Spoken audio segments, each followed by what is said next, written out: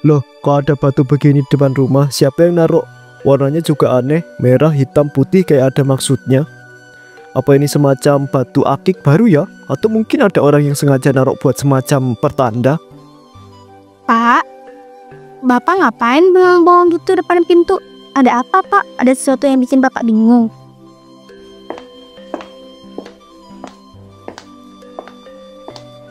Ini Bu, aku tadi mau jalan keluar, terus lihat batu-batu ini tergeletak rapi di sini. Warnanya juga aneh, nggak kayak batu biasa. Kira-kira siapa yang naruh ya Bu? Mencurigakan banget nggak sih?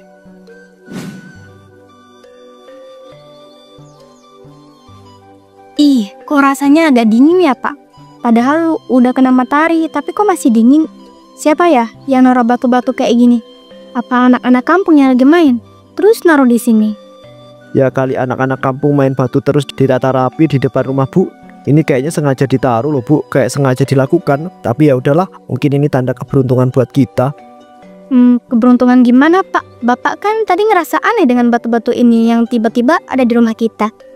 Ya itu kan tadi Bu, sekarang enggak. Siapa tahu ini batu bertuah kan, bisa bawa rezeki melimpah buat kita. Orang zaman dulu kan sering bilang kalau nemu benda aneh di jalan atau di rumah bisa jadi itu pertanda baik buat yang nemu. Siapa tahu kan ini pertanda kita bakal dapat rezeki besar. Pak, kalau ini benar batu bertuah, kenapa ditaruh di sini? Kenapa nggak langsung masuk ke dalam rumah kita aja? Lagian, aku kok malah merinding ya lihat batu-batu ini. Ah Bu, jangan mikir aneh-aneh. Ini cuma batu, nggak bakal ngapa-ngapain. Mungkin ada orang iseng aja naruh di sini.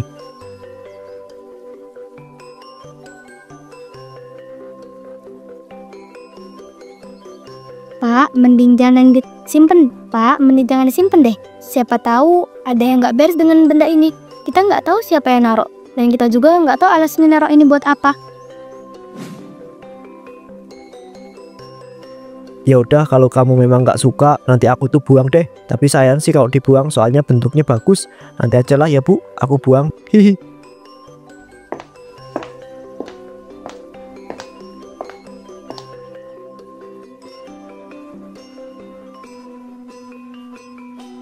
Ayah, ini batu apa sih? Kok warnanya beda-beda gini? Biasanya kalau batu di jalan kan warnanya cuma abu-abu atau coklat. Ini malah merah, hitam, sama putih. Aneh banget.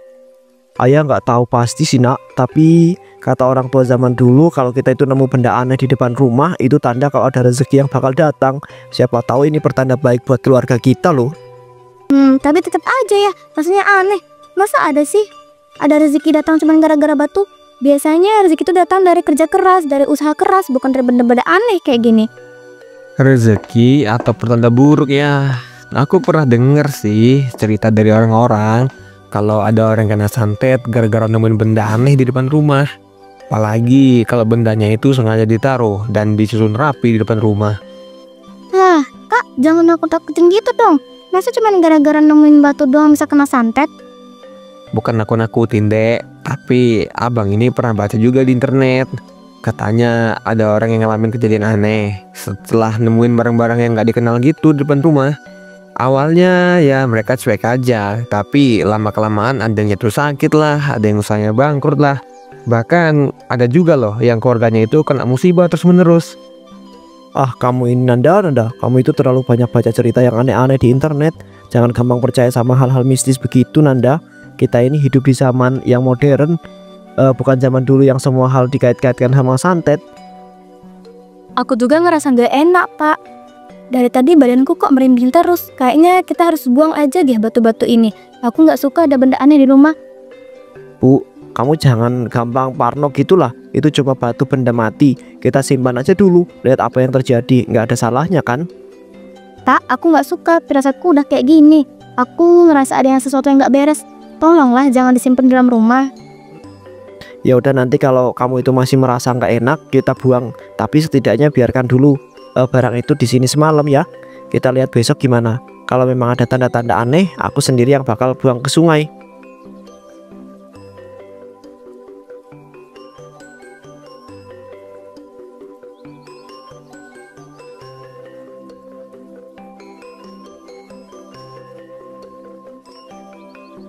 Ibu, kok aku merinding ya? Iya dek, mas juga tiba-tiba kok merinding ya.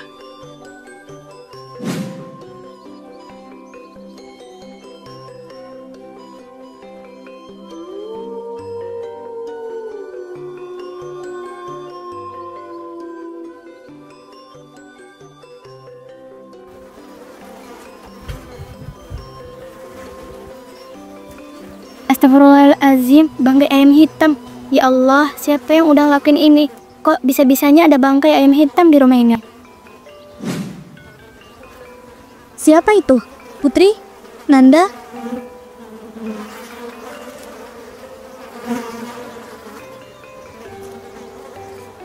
Nggak ada siapa-siapa. Apa jangan-jangan itu tikus lagi yang nggak sengaja nyenggol? Nggak mungkin ada tikus segede itu. Atau jangan-jangan ini cuma perasaan aku aja. Ibu kenapa sih subuh-subuh gini udah ribut? Putri kan jadi bangun karena dengar suara ibu. Bu, itu apa? Siapa yang naruh di situ? Ibu juga nggak tahu, Nak. Pas ibu masuk dapur tadi, ayam ini udah ada di situ. Bu, aku takut. Bu, aku semalam mimpiin ini tahu, Bu. Kejadiannya persis dong kayak gini. Mimpi apa, Put? Kamu jangan nakut-nakutin ibu deh. Seriusan, Bu. Aku nggak bohong. Semalam aku mimpi aku lihat ayam hitam di dapur. Persis banget kayak ada yang di lantai. Tapi di dalam mimpiku, ayamnya itu masih hidup, Bu. Bukan jadi bangkai kayak gini. Astagfirullah. Kalau gini, ini pasti ada pertanda buruk untuk keluarga kita. Bu, kita buang aja yuk ayam ini. Aku nggak mau ada hal aneh yang terjadi, Bu. Iya. Ibu juga nggak mau ambil resiko, Nak. Kita harus buang bangkai ini jauh-jauh sebelum Nanda dan ayahmu bangun.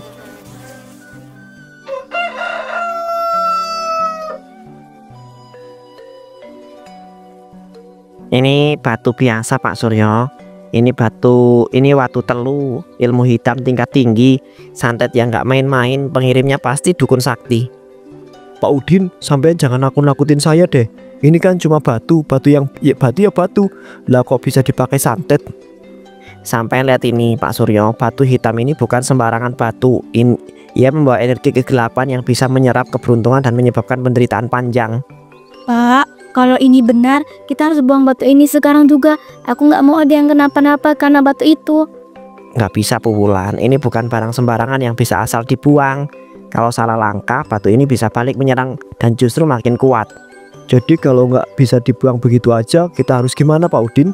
Apa ada cara buat kita itu menetralisirnya? Batu hitam ini menyerap keberuntungan. Batu merah ini membawa panas, bisa membakar jiwa dan raga seseorang perlahan-lahan. Sedangkan batu putih ini yang paling berbahaya. Ia bisa menyerap sisa-sisa kehidupan.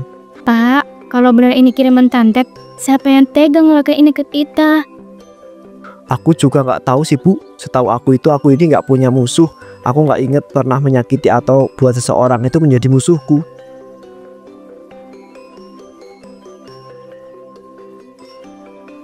Pak, aku takut. Ini benih nggak beres, Pak. Bener kata Pak Udi. Astagfirullahaladzim Pak Suryo, Wulan, kalian harus hati-hati. Batu ini sudah mulai bereaksi, artinya orang yang mengirim ini sedang mengamati kita. Pak Udin, tolong bantu kami ya. Apa yang harus kami lakukan sekarang agar batu-batu ini tidak mencelakai kami?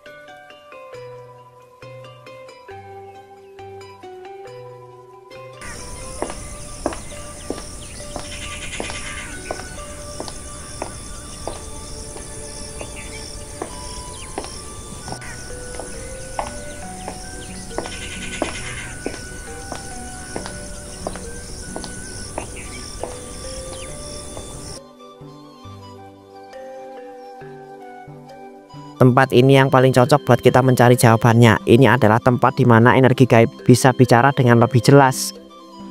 Pak, serius kita harus ke sini. Kuburan ini suasana rasanya nggak enak sekali. Kenapa nggak di rumah aja sih Pak? Saya itu takut terjadi sesuatu sama kami di sini. Di rumah energi yang dikirim itu sudah terlalu kuat Pak. Kalau kita itu paksakan ritualnya di sana, justru bisa memicu malapetaka yang jauh lebih besar. Tapi di sini, ini adalah tempat di mana mereka berasal.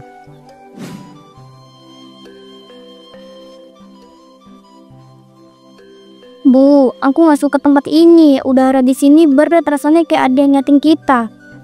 Tenang Nak, jangan lihat kemana-mana. Pegang ibu aja ya. Pak Udin, kenapa harus pakai darah segala? Karena ini bukan sekedar ritual Pak. Kita harus memancing energi yang tersembunyi dalam batu itu keluar. Kalau tidak, kita nggak akan pernah tahu siapa yang mengirim santet ini. Saka bening roh kang diundang, tekahlah kandakana sapa kang ngirim.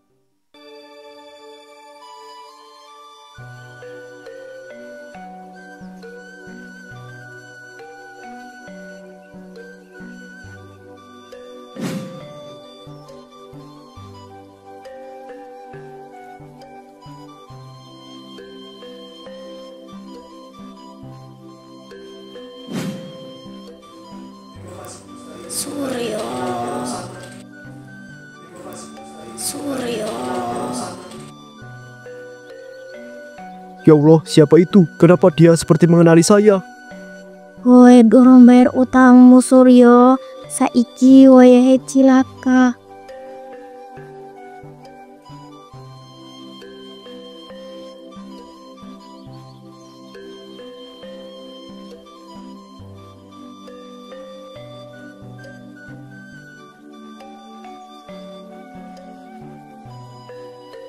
Mbah sabar ya, saya janji saya bakal bayar utangnya kalau gajian bulan depan. Sekarang duitnya masih kurang Mbah, cuma cukup buat saya makan sehari-hari. Janji terus yo. Wis 3 wulan kowe orang bayar. Kowe ngerti ora? Bah wis ora kuat melawan urip iki. Aku iki butuh duit kanggo tuku obat. Tenang Mbah, saya nggak bakal lari kok. Wong saya ini ya orang jujur. Kalau saya kabur saya dosa kan? Yo, dosa Suryo, tapi piye meneh? Aku ora bisa mangan, aku ora bisa tuku obat. Aku wes sekarat, tapi kue mong janji tok. Saya mengerti Mbah, tapi saya juga nggak punya pilihan kalau saya itu kasih duit ke Mbah. Terus keluarga saya makan apa? Suryo, yen kue orang bayar, aku bakal njaluk keadilan marang Gusti Allah. Yen ora ana keadilan ing doanya, bakal ana ing akhirat. Retangmu ora bakal ilang senajan aku wes mati. Ini semua karena aku. Apa maksudnya, Pak? Apa yang terjadi antara kamu dan Mbah Karti? Ayah, kenapa kelihatan takut banget? Mbah Karti mati dengan dendam. Dia pergi dengan perasaan hancur tanpa keadilan, tanpa ada yang peduli. Dan sekarang santet ini adalah kutukan buatmu. Bah, saya nggak pernah bermaksud jahat. Saya cuma... Kowe durung bayar utangmu Suryo, saiki wayahe cilaka.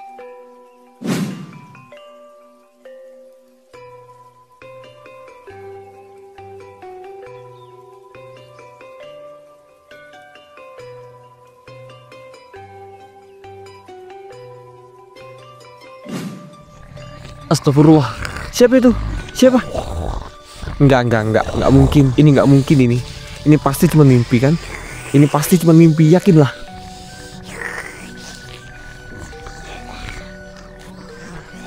Ibu, ayah, cepat ke sini ya.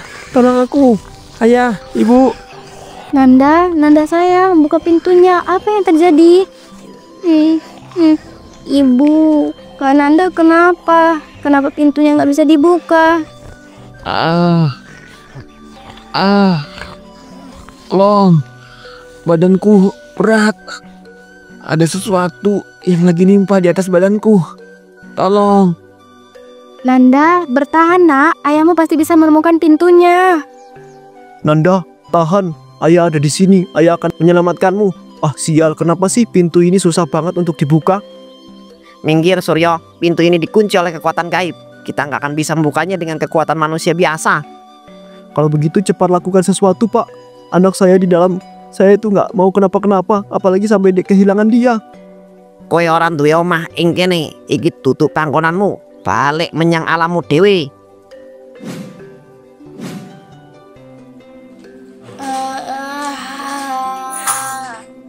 Ayah, ibu, dia ada di sini, Bu.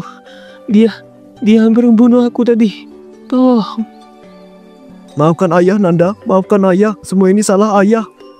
Ini belum berakhir Suryo. Dendamnya belum sepenuhnya reda. Kowe kudu nebus dosamu. Kita harus menyelesaikan ini, Mas. Biar semuanya benar-benar berakhir. Kamu harus berani menghadapi kesalahan. Ya, Bu. Besok Bapak akan pergi untuk menyelesaikan masalah ini. Keesokan harinya, Suryo berdiri di depan rumah Bulastri bersama Wulan, Nanda dan juga Udin dan Putri. Rumah itu sederhana, dindingnya mulai retak dengan catnya yang sudah mengelupas. Suryo, kamu masih punya muka datang ke sini setelah semua yang kamu lakukan.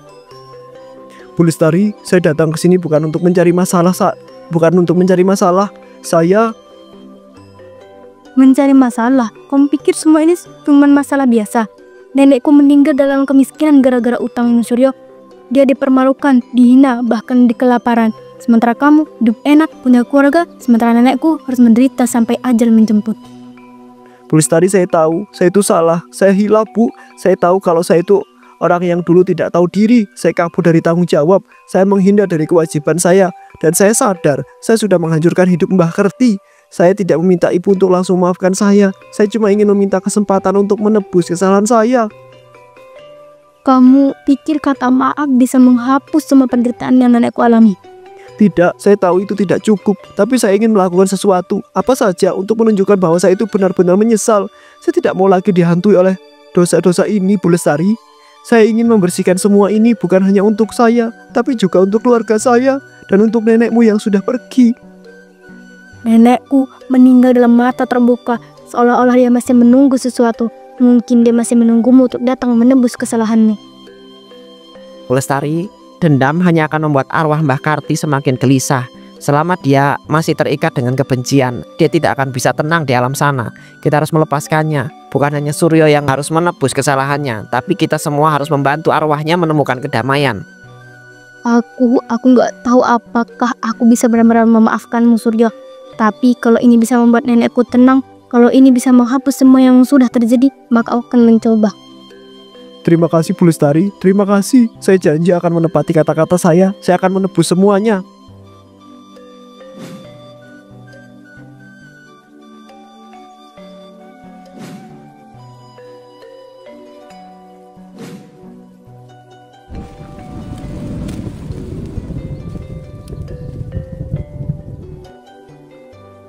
Sudah selesai, semoga tidak ada yang tertinggal. Pergilah Suryo, aku butuh waktu untuk benar-benar melupakan ini. Tapi setidaknya semua ini sudah berakhir. Nenekku bisa tenang sekarang. Terima kasih Bu Lestari, semoga nenekmu tenang di alam sana. Beberapa hari setelah kejadian mengerikan tersebut, kehidupan keluarga Suryo kembali perlahan menjadi normal. Tidak ada lagi kejadian mistis yang menyerang keluarga mereka dan mereka pun hidup dengan bahagia.